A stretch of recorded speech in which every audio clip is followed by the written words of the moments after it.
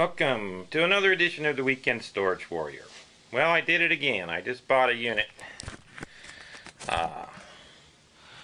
There's my old truck out there. The truck is empty. But in my car here, I have some boxes. That one says darkroom stuff. And there's some old framed art. That's an original oil. And there's some other old things. So, one thing that I've learned in this business is that old is good. That is an old Kitchenaid.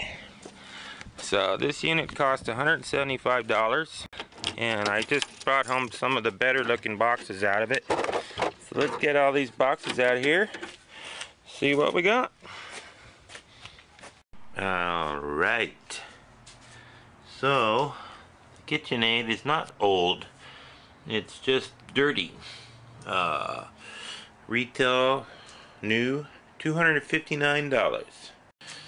Something costs $259 brand new. Well, you can figure you know,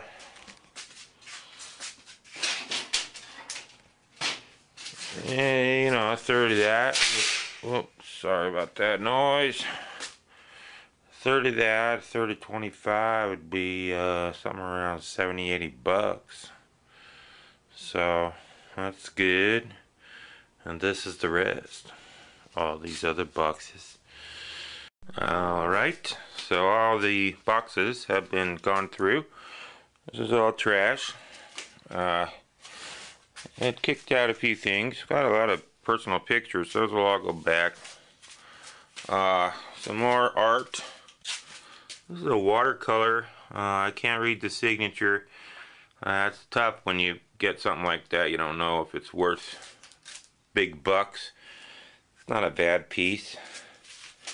There's a big telephoto lens, nothing special. Some old books, Winnie the Pooh, Gulliver's Travels, nothing great. Some Canon binoculars, an iPad, a wood box. That's a very old carving. The three best things were this old pocket watch. That's an old French watch. It's brass, but that middle piece, I believe, is gold. So that's worth a little bit of money there just for the gold. Yeah, that's 150 years old. This is a Western pocket knife, Boulder, Colorado, worth about 20 bucks. This is a little picture frame, 72 grams of sterling silver. There's some uncirculated coins from 1962. That one's silver. And 2 milk crates of random swap meet stuff. Some ephemera, what they call ephemera. So, not a bad start to this. Now I gotta go back, get the rest. Here we are back at the storage place. This is what I'm calling the Kitchenaid unit. What it looks like now. I have already taken quite a few things out of here. This was sitting in the front with some pictures in it, and you can see this skateboard here, nice big long one, and the boxes were all stacked up along the right, and this was empty. There's a big bed frame in there and a sofa. So it was half full, but that's not always a bad thing. I've bought units just like that, that were great units. So this is all coming out right now, and I bought another one for $1. You get to see that one next. Alright, here I am down in a musty basement. This is my $1 homeless unit. I figured as long as I was here unloading, I'd take this one. Nobody else wanted it. There's some fabric softener, some paper towels.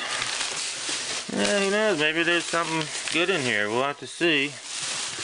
There's some boxes. looks like a toaster.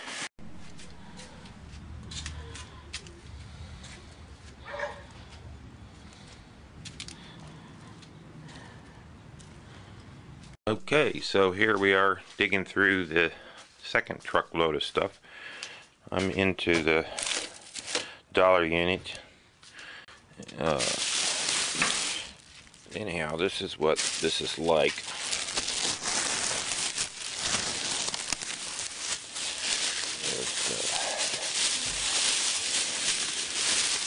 Bag.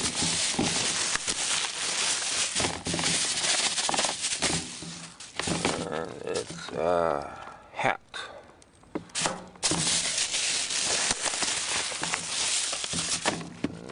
Some fabric softener.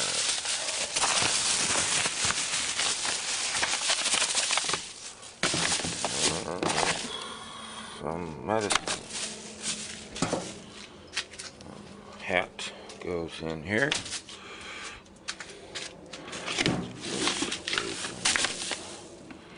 Repeat 500 times.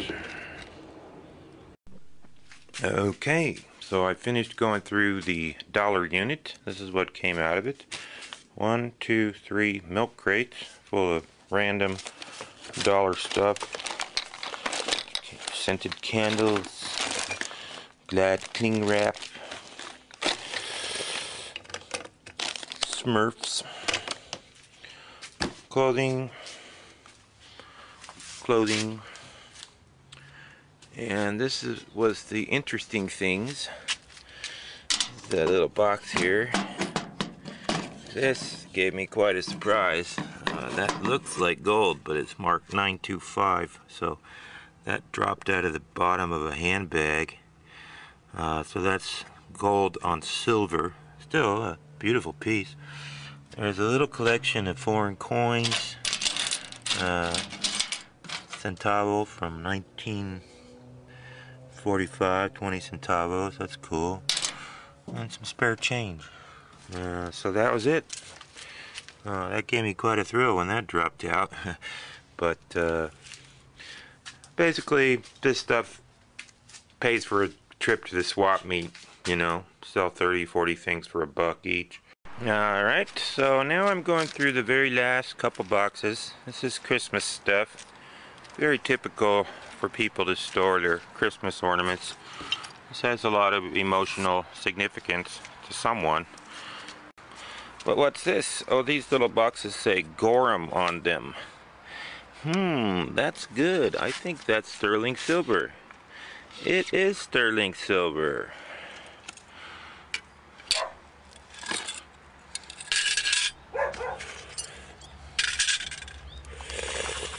And there we have 100 grams of sterling silver. That's a good thing. And if that was not sufficiently ghoulish, I just cracked open this little bank here. It had some modern change. It also has some quarters and dimes that are silver. 1936, 1944. I like silver, and it just keeps getting better and better. Usually Christmas stuff is more of just a pain, but this is old, and lo and behold, I just found 4 more pieces of sterling. These are our R.M. Trush 1973 sterling. They're worth between $25 and $50 each. Alright, here we are at the swap meet. This is my dollar table. Kitchenaid skateboard. Some art dealer. Alright, here we are at the end of the day. I sold $150 worth of stuff today. But it cost $30 to sell here, so I made $120. But I still have this Kitchenaid. That's an $85 sale all day long on eBay. And I still have all this silver. I had some really interesting old religious carvings and stuff that some art dealer cleaned me out early in the morning. I hate to think how much that was worth, but it was impossible to date it. It wasn't marked. I don't know the provenance, so that's part of this business. You have to kind of wing it at times, and sometimes you sell things and you regret it because they could have been worth a lot more, but it's kind of part of the business.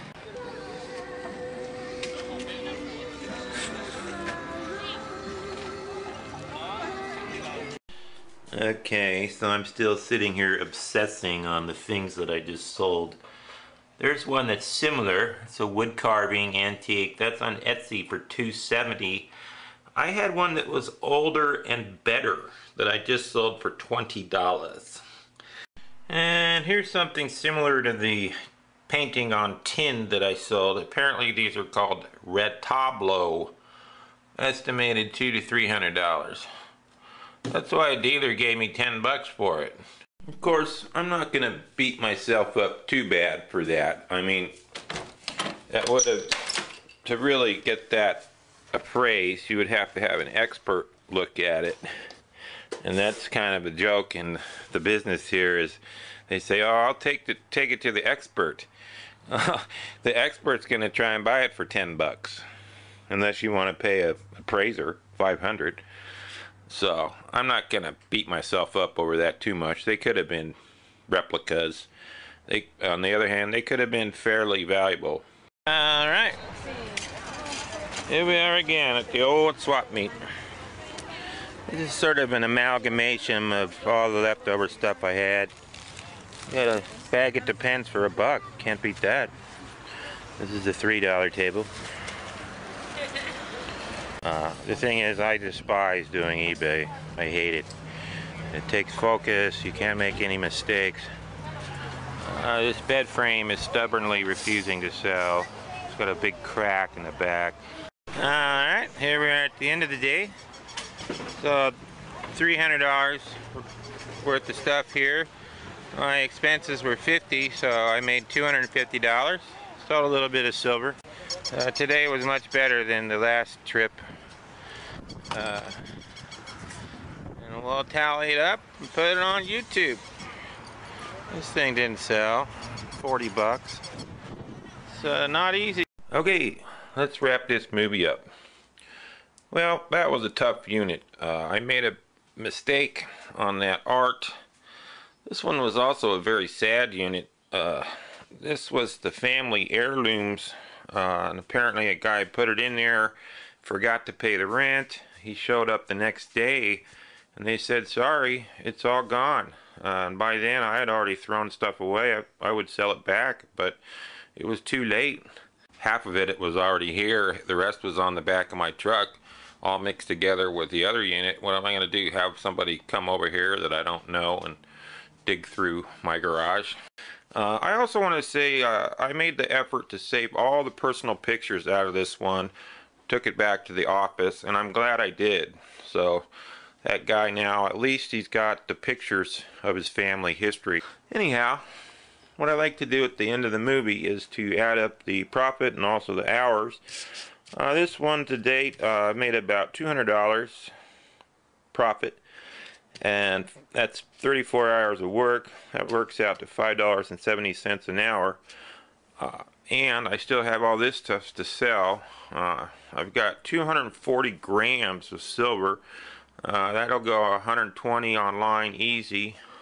These two things, maybe another 100. So that bumps the profit up right on up to $450. Granted, that's still only $10, $12 an hour, but you know, for a really motivated person that wanted to work 12 hours a day, you could punch that out in 3 days. That's pretty good. So anyway, that's the end of this movie. Thank you from Jens Tobias. If you'd like to learn how to do this, feel free to buy a copy of my book, The Weekend Storage Warrior, available on Amazon.com. Bye-bye. Well, it wouldn't be a Jens Tobias video without a knife. Let's see what's in the toaster box. I'm guessing it's gonna be toiletries. It is a toaster.